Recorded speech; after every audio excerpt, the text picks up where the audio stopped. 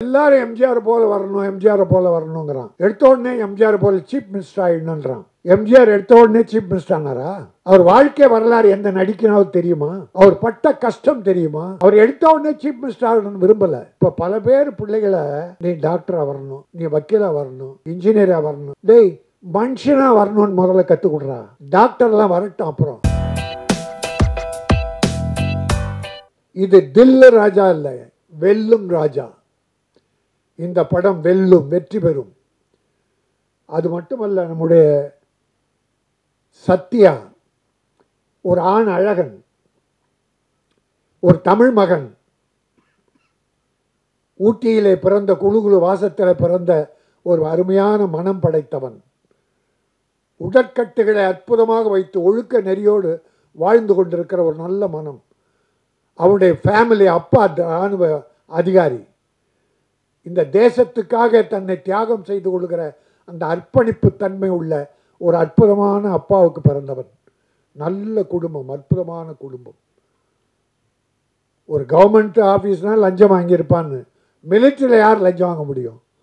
ஆக லஞ்ச ஊழலற்ற கரைபடியாத கரங்களுக்கு சொந்தக்காரரான அவருடைய இராணுவ அதிகாரி, அவர் தந்தை பெற்றவன். இவனும் தியாக உள்ளத்தோடு இந்த படம் வெற்றி பெறும். நீ வளருவாய். உன் பின்னால் பல தயாரிப்பாளர் வருவார்கள். தயாரிப்பாளருக்கு மரியாதை கொடுத்து நடந்து கொள். எல்லாரும் எம்ஜிஆர் போல வரணும், எம்ஜிஆர் போல வரணுங்கிறான். எடுத்த உடனே எம்ஜிஆர் போல சீஃப் மினிஸ்டர் ஆயிடணுன்றான். எம்ஜிஆர் எடுத்த உடனே சீஃப் மினிஸ்டர் ஆனாரா? அவர் வாழ்க்கை வரலாறு எந்த நடிக்கனாவது தெரியுமா? அவர் பட்ட கஷ்டம் தெரியுமா? சாப்பாட்டுக்கு வழி இல்லாமல் சத்யா அம்மா, இதை இவனுடைய பெயரை கொண்டு அவங்க அம்மா சத்யா, அந்த அம்மா 2 பிள்ளைகளை வைத்து கொண்டு சாப்பாட்டுக்கு வழி இல்லாமல் அழுதுகிட்டு இருக்கும்போது பக்கத்து வீட்டில் இருக்கிற ஒரு அம்மா நொய்யை கஞ்சிக்கு நொய் கொண்டு வந்து கொடுத்து அந்த நொய்யை கஞ்சியாக காய்ச்சி 2 குழந்தைகளுக்கு கொடுத்தாங்க. அப்படியெல்லாம் பிள்ளைகளை வளர்த்ததால் தான் எம்ஜிஆர் ஏழைகள் மீது இரக்கம் கொண்டார். நாம் பட்ட பட்னி யாரும் படக்கூடாது என்றார். அவர் எடுத்த உடனே சீஃப் மினிஸ்டர் ஆகணும்னு விரும்பலை. இப்போ பல பேர் பிள்ளைகளை நீ டாக்டராக வரணும், நீ வக்கீலாக வரணும், இன்ஜினியராக வரணும், டேய் மனுஷனாக வரணும்னு முதல்ல கற்றுக் கொடுறா. டாக்டர்லாம் வரட்டும் அப்புறம்.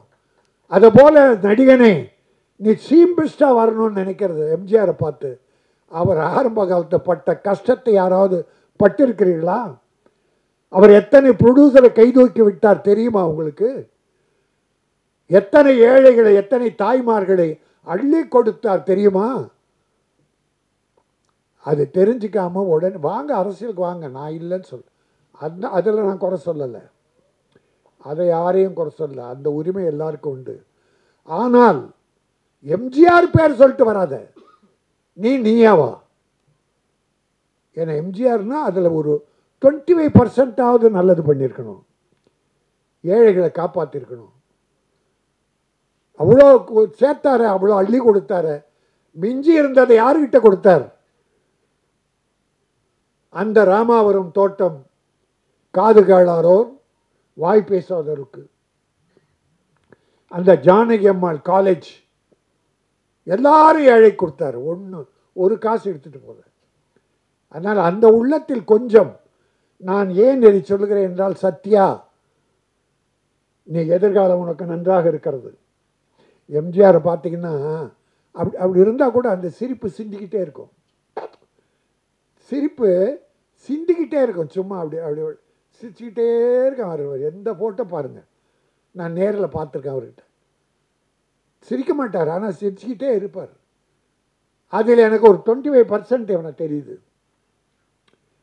சத்யாவுடைய சாடை கொஞ்சம் இருந்தால் போதும், அதை வளர்த்துக்கோ. ஒரு 2 நீ சிரிச்சாவே கோபம் வருது. ஒன்றுமில்லை, உனக்கு வாழ்க்கை இருக்கிறது, வெற்றி இருக்கிறது. வெற்றி வந்தால் எம்ஜிஆரை போல வா, இல்லைன்னா வராத போ. ஏழைகளுக்கு உதவி செய். நீ 50 லட்சம் வாங்கினா 20 லட்சம் ஏழைக்கு செலவு. ஆனால் அந்த 20 லட்சம் திரும்பி உனக்கு வரும். அந்த ஏழை கொடுப்பான், உன் படம் பார்ப்பான். இவன் எந்த ஹீரோவுக்கு தெரியல. அது கொண்டு போய் அடிக்க உள்ளே வச்சிட்றான் ரூமில். அதில் கொஞ்சம் ஏழை கொடுத்தேன்னு வச்சுங்க, அந்த ஏழைங்க எல்லா ஏழைக்கும் சொல்லி படம் பார்க்க வைப்பாங்க. உன் வசூல் ஏறும். இன்றைக்கி 200 கோடி 100 300 கோடி வாங்குறவங்கெல்லாம் எப்படி வளர்ந்தாங்க? ஆனால் கொடுத்தது குறைவு, மக்களை வந்து எடுத்தது அதிகம். நான் ஒன்று நினச்சேன், சத்தியமாக என்ன தாய், எனக்கு தெய்வம் முதல்ல என் தாய் தான்.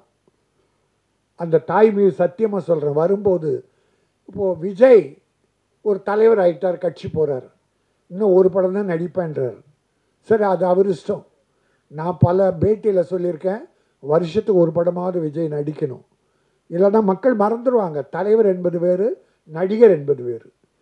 அந்த அக்கறையில் அவர் ஒரு படம் நடிக்கணும்னு இப்போவும் வேண்டுகோளை வைக்கிறேன். அந்த விஜய் இடம் காலியானால், எல்லாம் சொன்னாங்களே எம்ஜிஆரில் ஜெயலலிதா இல்லை, வெற்றிடம் வெற்றிடம்னு. இந்த மு.க. ஸ்டாலின் தளபதி வந்தார், வெற்றிடத்தை நிரப்பிட்டார். இந்த பக்கம் எடப்பாடி நிரப்பிட்டார். அதனால் இடம் வெற்றிடம் என்பதே இல்லை. விஜய்க்கு பிறகு ஏன் இந்த சத்தியா வரக்கூடாது? என்னமோ தெரியல, சத்தியமாக எங்கள் அம்மா சாட்சியாக நான் நினச்சிக்கிட்டு வந்தேன். எங்கள் அம்மா, நான் அதுக்கு தான் எங்கள் அம்மாவை தவிர எனக்கு தெய்வம் கிடையாது. அந்த சத்தியத்தை அம்மா மேலே சத்தியமாக சொல்ல. கடைசியில் பார்த்தா அது விஜய் சத்யான்னு போட்டிருக்காங்க. இங்கே வந்து பார்த்தா விஜய் அதில் இணைச்சிருக்கு. விஜய் என்பது வெற்றி. அந்த தம்பியும் பாவம் அவங்க அப்பா தயவில் கஷ்டப்பட்டு முன்னேறி வந்தது, நல்லா வந்தது, வாழ்ந்தது. இப்போ கட்சியாக இருக்குது. அது மக்கள் பார்த்து முடிவு பண்ணட்டும். நல்லது பண்ணால் ஏற்றுக்க போகிறாங்க, இல்லைன்னா ஒதுக்க போகிறாங்க. நீ மக்கள் மனதில் வாழ வேண்டும். பணம் ஒரு முக்கியமல்ல, மக்களுடைய மனதிலே இடம்பெறு. பணத்தில் மீது படுக்காதே, மக்கள் இதயத்தில் இரு. அந்த மக்கள் உன்னை தூக்கி விடுவார்கள். அதுதான் எம்ஜிஆர் செய்த. எல்லாமே பண்ண முடியாது எம்ஜிஆர் மாதிரி யாரும் பண்ண முடியாது. ஒரு 25% நிற்பா, இந்த மக்கள் உன்னை மறக்கவே மாட்டார்கள். நீ பெரிய ஹீரோ, எல்லாம் இருக்குது. உனக்கு பாடி லாங்குவேஜ், அழகு, உடற்கட்டு. எம்ஜிஆர் ஒரு தடவை நான் அவர் கட்சியில் சேர்ந்தேன். அப்போது என் கூட 4 பாக்ஸருங்க வந்தாங்க, வண்ணாரப்பேட்டை பாக்ஸர்ஸ். நான் ஒரு பாக்ஸரை, உயிரின்பன் அவன் பேர். எம்ஜிஆர், ஐயா இவன் பாக்ஸர் ஐயா அப்படின்னு அப்படியே விட்டு நின்னார். நின்று டப்புனா அவன் தோலை இப்படி தட்டினார். பிறகு கையை பிடிச்சார், அப்படி ஒரு அழுத்தினார். ஏன்னா பாக்ஸர்னால் இந்த ஷோல்டர், கை இரும்பு மாதிரி இருக்கும். ஷோல்டர் இரும்பு மாதிரி இருக்கும். பார்த்துட்டு ஓ வெரி குட், நல்லா பண்ணு அப்படின்னார். எம்ஜிஆர் சொன்ன உடனே அது சோதனை. அதுபோல் இவன் இந்த உடற்கட்டுகள் எல்லாம் இப்படிப்பட்ட பிள்ளைகள்லாம் அவர் வளர்த்து விடுவார். எம்ஜிஆர் அவர் உடம்பை நல்லா வச்சுக்கணும், எல்லாருக்குமே உதவி பண்ணுவார். அதனால் நான் சில வழிகளை சொல்லியிருக்கேன். ஒரு அப்துல் கலாம் சொன்னாங்க, ஒரு கேள்வி கேட்டாங்க, நீங்கள் செய்த சேவையிலேயே சாதனையிலே எது உயர்ந்தது?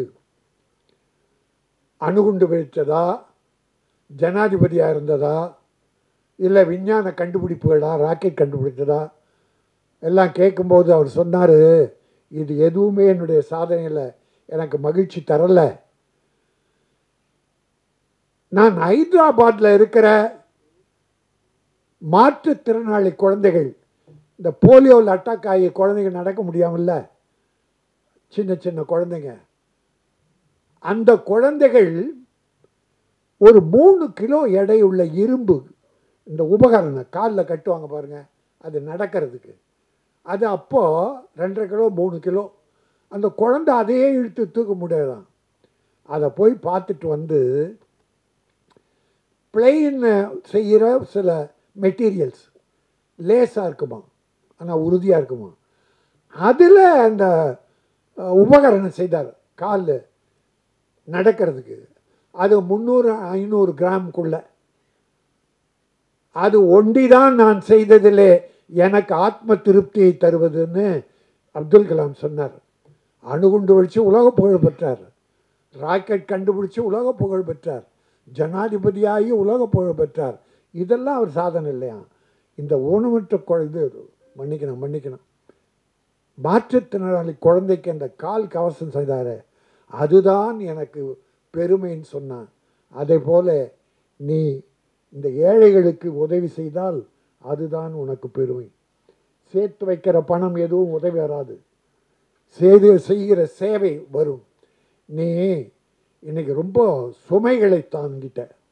இந்த படத்தில் நீ ஒரு ஹீரோவாக இல்லை, ஒரு ப்ரொடக்ஷன் மேனேஜரை விட அதிகமாக கஷ்டத்தை சிலர் கொடுத்துட்டானுங்க.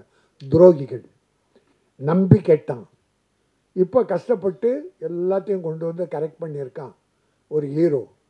நீ இதுவரைக்கும் சுமைகளை சுமந்தால் இந்த படத்தின் மூலம் சுகம் உனக்கு வருகிறது. தில் ராஜா, வெல் ராஜா, இனி வெல்லுவாய். இந்த படம் வெற்றி பெறும். இது ஒரு கமர்ஷியல் படம். வெங்கடேஷுக்கும் நல்ல வாழ்க்கை கிடைக்கும். இது உள்ள நடித்துள்ள அத்தனை பேரும், டெக்னீஷியன்ஸ், இசையமைப்பாளர் அத்தனை பேருமே மிகப்பெரிய வெற்றி பெற்று இந்த படம் இன்னைக்கு இப்போ நல்ல சின்ன படங்க எல்லாம் நல்ல பெருசாக போகுது, மக்கள் பார்க்குறாங்க. இந்த லப்பர் எங்கள் பொண்ணு படம் பார்த்துட்டு வந்து, அப்பா அந்த படம் பார்க்கணும், பெண்கள் சொல்கிறாங்க, என்னன்னு தெரில, அவ்வளோ இயற்கையாக இருக்குதான் சின்ன படம். அதனால் இப்போ படங்களை மக்கள் பார்க்க ஆரம்பிச்சாங்க. சின்ன படம் பெரியவரை பற்றியெல்லாம் கவலைப்படலை, கதை நல்லா இருக்கா, படம் நல்லா இருக்கா, உட்கார்ந்த 2 மணி நேரம் பொழுதுபோக்கா அழகாக பார்த்துட்டு வர்றாங்க. அதில் இது ஒரு வெற்றி படமாக தில்லு ராஜா வெல்லும் ராஜாவாக வரும் என சொல்லி, பூவாக இருப்பதை விட செடியாக இருங்கள். பூக்கள் காலையில் பூத்து தலையில் சூடி மாலையில் வாடி வெளியே போட்டு விடுவோம். ஆனால் செடிகள் பூத்து கொண்டே இருக்கும், அது மக்களுக்கு உதவி கொண்டே இருக்க வேண்டும். அதே போல நீ செடியாக இரு, பூத்து கொண்டே இரு, மக்களுக்கு உதவி செய்து கொண்டே இரு, நீ வெற்றி பெறுவாய். தில் வெல் சத்யா. நன்றி, வணக்கம்.